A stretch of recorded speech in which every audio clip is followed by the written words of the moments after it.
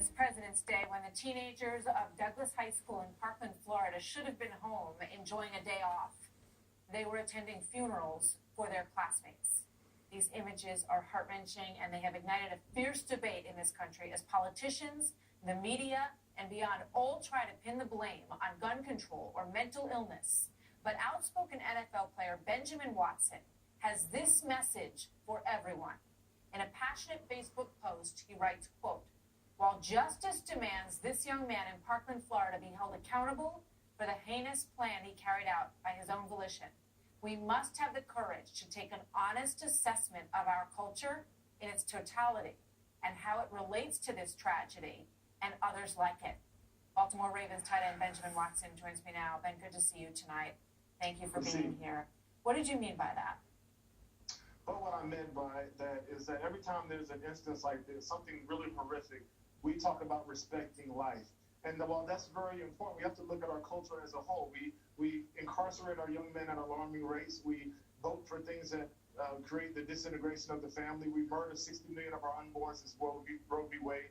We're a culture that really gravitates toward violence. And so while we must hold this young man accountable, we need to step back and say, hold on, what are we as parents teaching our children? How are we as teachers dealing with kids when they have certain conflict in the classroom? All these things are very important. So it's easy to say that it's one thing or the other, that it's guns or it's a law that needs to be changed. And while that may be the case, on a larger aspect, we need to, as individuals, as parents, as a community, as a culture, identify where we've gone wrong and be willing to have the courage to fix it. You know, I hear you.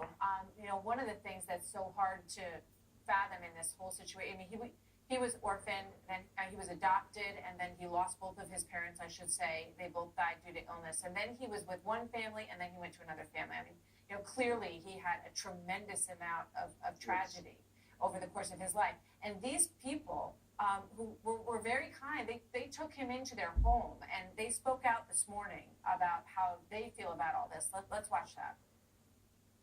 Everything everybody seems to know, we didn't know. We had rules, and he followed every rule to the T. We knew he had one Instagram account that my son had, and I guess that would be the normal one. These other Instagram accounts that he had, we had no idea about. My son had no idea about. As far as the animal killings, he never did anything like that at our house. We have animals, and he loved our animals loved him. So given the change that you think we need to see, Ben, when you look at this case, this situation, what cries out to you? Well, what cries out to me the most is that people are hurting.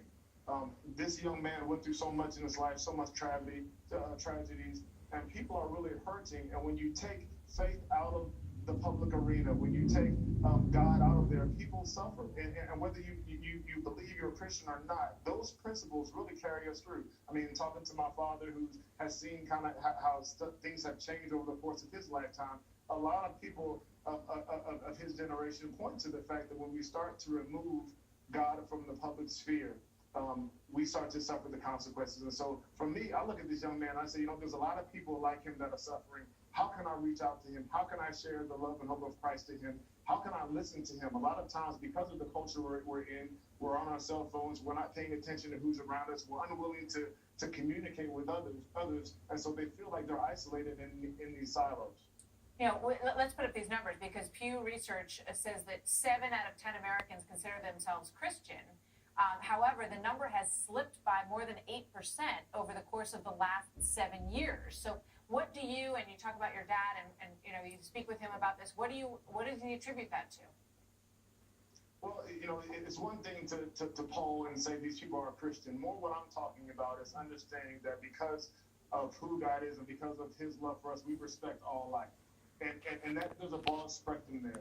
The way you treat people is very, very important. Even if you look at it now, you look at how we go back and forth, we get in our different tribes, we call names, we shout, we scream, we curse at each other over social media. There seems to be such a great divide when it comes to how we communicate with each other. I believe that all of that really is kind of the underlying foundation when we start to see more things like this starting to happen, because people are really, really, really frustrated and they don't quite know how to lash out because they're not really looking at each other the way God would see us. You said, Ben, in your Facebook post, over this week, while we have been driven to our knees, as countless voices invoke prayer, I am haunted by the fact that this very exercise is forbidden in this school and thousands of other schools across the nation. And I ask myself, if he is God in crisis, is he also not God in peace?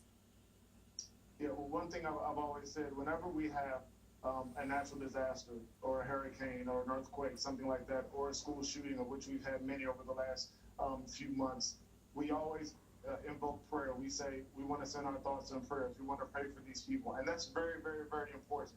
Don't get me wrong.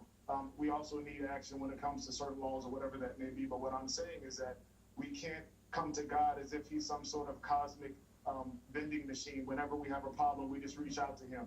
No, we need to be submitting to him daily in our lives. We need to be coming to him every day saying, Lord, how can I help people? How can I reach out to people? What are the things I can do for the person that is being maligned? What can I do for the vulnerable so that they don't feel like they have to lash out and do things like this? Lord, give me wisdom when it comes to that. And that comes from a daily walk with him. It's not something that we just turn to when we have a crisis. Now, he will answer us in crisis, and he will come to us and save us and help us in our time of need.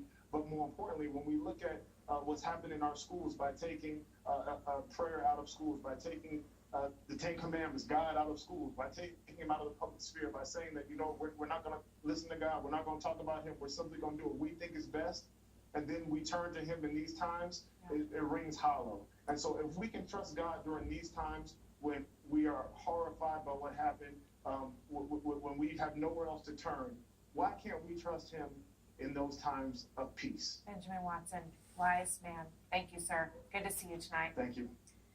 Here now, Steve Hilton, host of The Next Revolution.